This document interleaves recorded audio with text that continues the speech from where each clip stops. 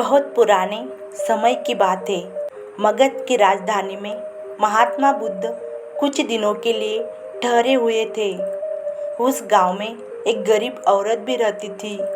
वह एक झोपड़ी में अपना गुजर बसर करती थी। उसका नाम एक बात से बड़ा चर्चित हो गया था। वह कभी दुखी नहीं रहती थी, वह हमेशा खुशी से रहती थी। उसकी यह आदत बड़ी अच्छी थी। वह अपनी हर्ष उल्लास से भरी जिंदगी पर बड़ा ही विश्वास रखती थी। वो निर्धन थी, फिर भी कभी दुख का प्रभाव नहीं होने दिया। वह हर रोज देखती बड़े बड़े राजा, राजकुमार और अन्य लोग बुद्ध को कुछ ना कुछ भेंट करते हुए।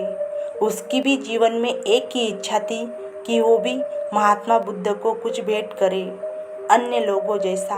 वह हर रोज भिक्षा मांगती और दिन भर में उसे एक ही आने का सिक्का मिलता था।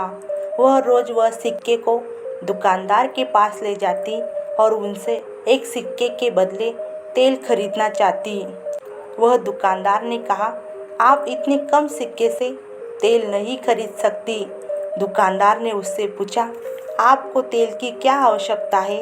फिर औरत ने कहा, उस तेल से मुझे महात्मा बुद्ध को कुछ भेंट करना है। और दुकानदार को उसकी दया आ जाती है और दुकानदार ने उसे जितने तेल की ज़रूरत थी उतना तेल दे दिया। उसने फिर एक दिया लिया और तेल लेके वो बुद्ध की मोनेस्ट्री में चली जाती है। फिर वहाँ उसने दिया जलाया और बुद्ध के सामने रख दिया और वह बुद्ध से बोली, मेरे पास आपको देने के लिए कुछ नहीं है, मैं बस आपको ये जलता हुआ दिया ही भेंट कर सकती हूँ। और उसने बुद्ध को कहा कि शायद मैं भी इस दिए की वजह से भविष्य में जानी जाऊंगी और इस दिए के भांति सबको प्रकाशमय करूंगी और आपके दिखाए हुए मार्ग पे चलूंगी। और वो बुद्ध को प्रणाम करते हुए चली जाती है। उस रात उसके दिए के साथ जो भी दिए रहते हैं वह सारे बुझ जाते हैं। उसके दिए को छोड़कर आखिर सुबह तक उसका दिया जलता ही रहता है। सुबह जब बुद्ध के शिष्य मोगलायन सारे दिए उठाने आते हैं तब मोगलायन ने देखा सारे दिए बुझ गए हैं।